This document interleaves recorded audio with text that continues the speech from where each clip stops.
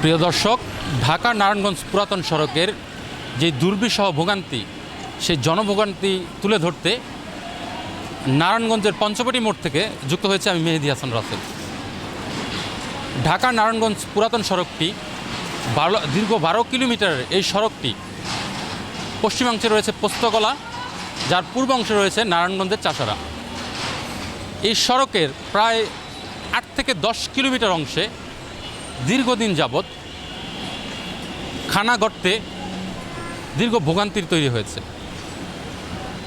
ছোট বড় পরিবহন থেকে শুরু করে যাত্রীবাহী যে সকল গাড়িগুলি রয়েছে, মালবাহী যে সকল গাড়িগুলি এ সড়কে চলাচল করে, এ সকল গাড়ি সহ এ সড়কে চলাচলরত পথচারীদের দৈনন্দিন পড়তে হচ্ছে ভোগান্তিতে।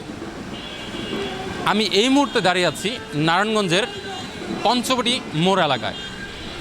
আমি যদি আপনাদেরকে একটু দেখাতে চাই, ঠিক আমার পেছনের অংশে আপনারা দেখতে পাচ্ছেন যে এখানে বড় ধরনের যে সড়কে বড় ধরনের গর্ত রয়েছে এবং দীর্ঘ যে যানজট, সেই যানজটের ভোগান্তি কিন্তু দীর্ঘদিনের।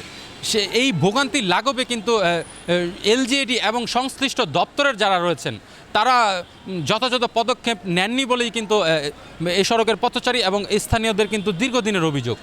সেই অভিযোগের প্রেক্ষিতে কোনো ধরনের পদক্ষেপ না নেওয়ার ফলশ্রুতিতেই কিন্তু এই যে ভোগান্তি, এই সড়কের যেই ভোগান্তি, সেই ভোগান্তি থেকে কিন্তু পথচারীদের কিন্তু মুক্তি মিলছে না।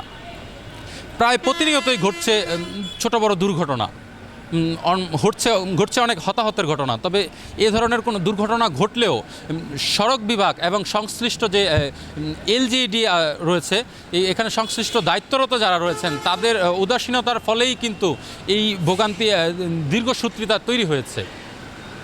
এই সড়কের ভোগান্তি লাঘবে কিন্তু এই পথচারীরা এবং এই স্থানীয় নারায়ণগঞ্জের যারা বাসিন্দা রয়েছেন তারা যে ভোগান্তির শিকার হচ্ছেন, সেই ভোগান্তির থেকে মুক্তির জন্য কিন্তু তারা আসলে কী করণীয়, এটাই কিন্তু তারা আসলে বুঝতে পারছেন না।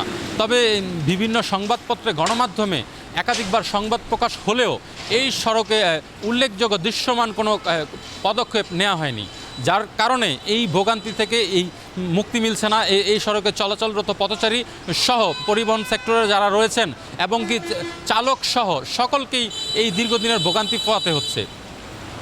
তবে এই ভোগান্তির যে শেষ কবে সেটি জানেন না নারায়ণগঞ্জের বাসিন্দারা।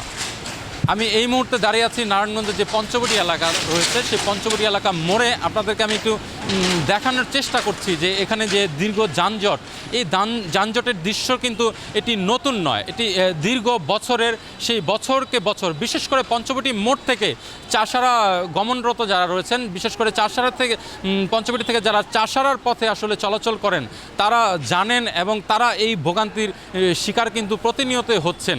এখানে সড়কের যেই বেহাল অবস্থা, সেই বেহাল অবস্থা থেকে কিন্তু কোনো কিছুতেই কিন্তু এখানে মুক্তি মিলছে না।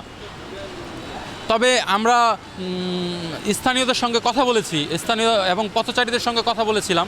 তারা যেটি বলছেন যে এগুলি আসলে সংশ্লিষ্ট দপ্তরের যে উদাসীনতা, সেই উদাসীনতার ফলেই কিন্তু এই সড়কের দীর্ঘ ভোগান্তি।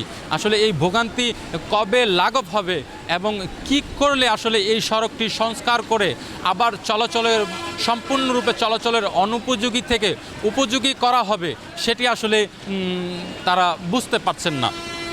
তবে তারা একটি বিষয় আশায় বুক বাঁধছেন যে হয়তো বা কখনো সংশ্লিষ্ট সড়ক বিভাগ এবং এলজিইডি থেকে শুরু করে এর সাথে সম্পৃক্ত যে সকল দপ্তরগুলো রয়েছেন, সংশ্লিষ্টরা নিশ্চয়ই কোনো এই পদক্ষেপ নেবেন, যার দরুন এই ভোগান্তি থেকে মুক্তি মিলবে নারায়ণগঞ্জবাসী সহ এই সড়কে চলাচলরত পথচারীদের।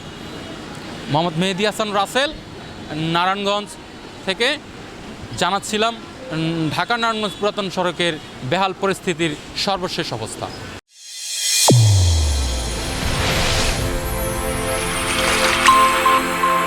চ্যানেল A1 হৃদয়ের স্পন্দন।